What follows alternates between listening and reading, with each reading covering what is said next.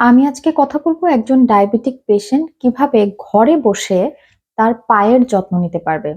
আমরা জানি যে ডায়াবেটিক পেশেন্টদের পায়ের যত্ন নেওয়াটা অত্যন্ত গুরুত্বপূর্ণ এবং আম লম্বা সময় যাদের ডায়াবেটিস থাকে তাদের কিন্তু ১ম কমপ্লিকেশন যদি আমি বলি বা আমরা যে দেখতে পাই যে সবথেকে ভয়াবহ যেই জটিলতাটা দেখা দেয় যে লম্বা সময় ডায়াবেটিস থাকলে সেটা কিন্তু ফুট আলসার বা ডায়াবেটিক ফুট আমরা ব্রড টার্মে বলি।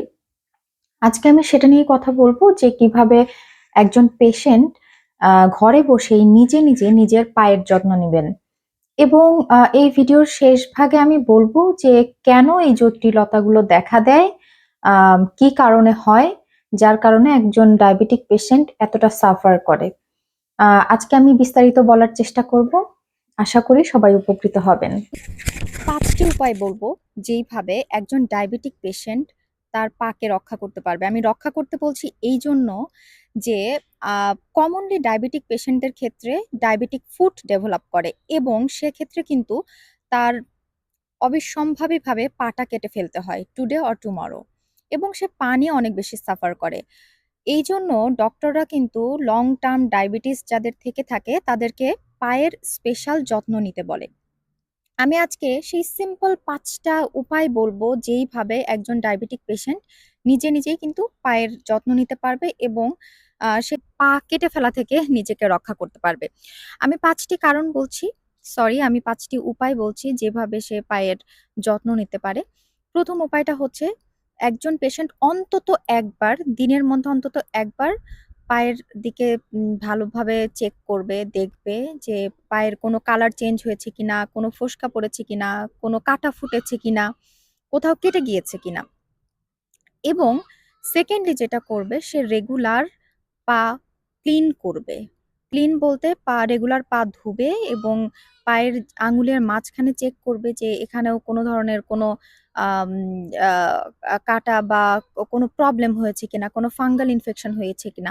আমি বারবার চেক করার কথা এজন্য বলছি যে একজন ডায়াবেটিক পেশেন্টদের কিন্তু ডায়াবেটিক নিউরোপ্যাথি ডেভেলপ করে। নিউরোপ্যাথি ডেভেলপ করার কারণে একজন পেশেন্ট কখনোই বুঝতে পারে না আ যে তার পায়ে কেটে গিয়েছে কিনা বা কোনো ব্যথা পেয়েছে কিনা। কারণ লম্বা সময় ধরে যখন একটা পেশেন্টের ডায়াবেটিস থেকে থাকে তখন কিন্তু দেখা যায় নার্ভগুলো নষ্ট হয়ে যায়। যেটাকে চিকিৎসা বিজ্ঞানের ভাষায় ডায়াবেটিক নিউরোপ্যাথি বলে।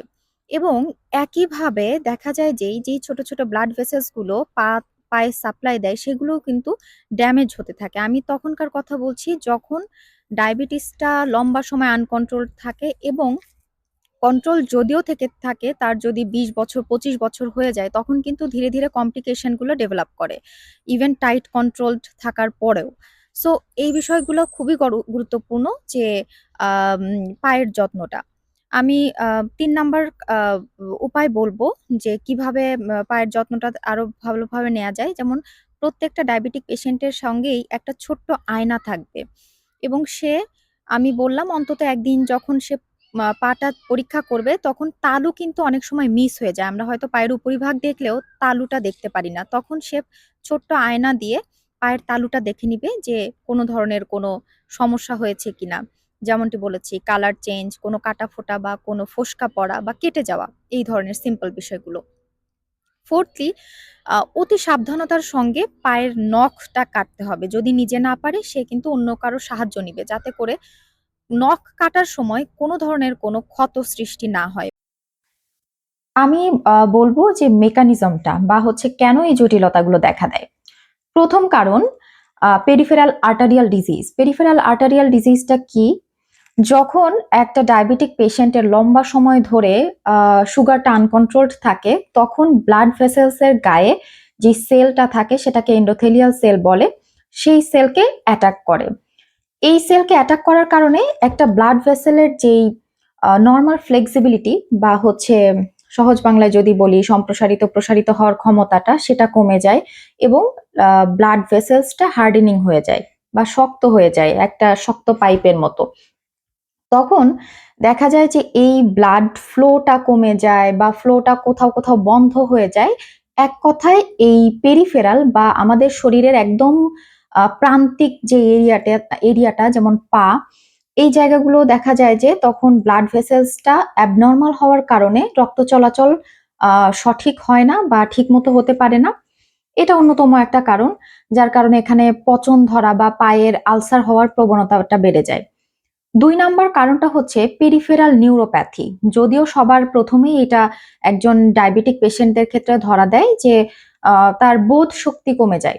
পায়ের যে আমাদের যে সেনসেশন, হয়তো কেউ আমাকে চিমটি দিলে বা কেউ আমাকে কোনো ব্যথা দিলে আমরা যে ব্যথা পাই, এই বোধ শক্তিটা দেখা যায় একজন ডায়াবেটিক পেশেন্টদের ক্ষেত্রে পায়ে প্রথমে লস হয়। এটাকেই বলা হচ্ছে ডায়াবেটিক নিউরোপ্যাথি। এটা সেকেন্ড কারণ, যার কারণে হচ্ছে ডায়াবেটিক ফুট আলসার হয়। থার্ড কারণটা হচ্ছে আমাদের বডির যেই একটা ইমিউন পাওয়ার থাকে, কিছু সেল আছে যেই সেলগুলো ব্যাকটেরিয়া, ভাইরাস এদের এগেইনস্টে যুদ্ধ করে বা এদের এগেইনস্টে কাজ করে আমার শরীর থেকে কোনো ইনফেকশন হলে সেগুলোকে তাড়িয়ে দেয় সহজ বাংলায়। তার মধ্যে কিছু কিছু যেমন ম্যাক্রোফেজ, ফাইব্রোব্লাস্ট, কেরাটিনোসাইটস, এন্ডোথেলিয়াল সেল, এই সেলগুলো দেখা যায় যে এই ভূমিকাটা পালন করে। আরো কিছু স্পেশাল টাইপের সেল আছে। তো এগুলোর কার্যক্ষমতা দেখা যায় যে ডায়াবেটিক পেশেন্টদের ক্ষেত্রে নষ্ট হয়ে যায়। যার কারণে যেহেতু সে এই ফরেন বডি বা ব্যাকটেরিয়া, ভাইরাস বা অন্যান্য কিছুর এগেইনস্টে কাজ করতে পারে না, সে কারণেই কিন্তু দেখা যায় এই ডায়াবেটিক ফুট আলসারটা আরো বেশি ত্বরান্বিত হয়।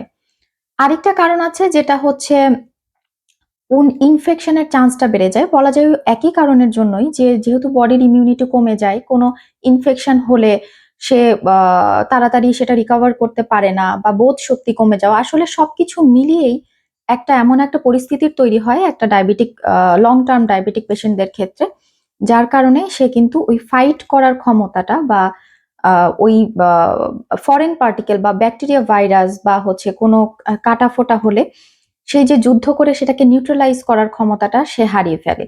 এ কারণেই কিন্তু দেখা যায় ডায়াবেটিক ফুট আলসার ডেভেলপ করে। সো কেউ যদি খুব সচেতনভাবে তার ফুড কেয়ার করে, বিশেষ করে ডায়াবেটিক পেশেন্টরা, তাহলে কিন্তু অনেক দিন অবধি বা হচ্ছে সে তার পাটাকে ভালো রাখতে পারবে বা এই চান্সেসটা কম যে তার পায়ে আলসার হলো বা ডায়াবেটিক ফুট ডেভেলপ করলো। সর্বশেষে যেই গুরুত্বপূর্ণ বিষয়টি বলবো, যেটা আসলে পুরো ভিডিওতে বলা হয়নি, সেটা হচ্ছে অবশ্যই একজন ডায়াবেটিক পেশেন্ট ডায়াবেটিক শু ব্যবহার করবে বা ডক্টর নির্দেশিত জুতা যেটা বলা হয়। এটা হচ্ছে সোল যেটা, সেটা খুবই সফট থাকে এবং বাহিরের পার্টটা হার্ড থাকে, যাতে করে কোনো ধরনের কোনো শক্ত জিনিস বা এরকম হুট করেই পাকে আঘাত করতে না পারে, সেক্ষেত্রে এটা প্রোটেকশন দেবে।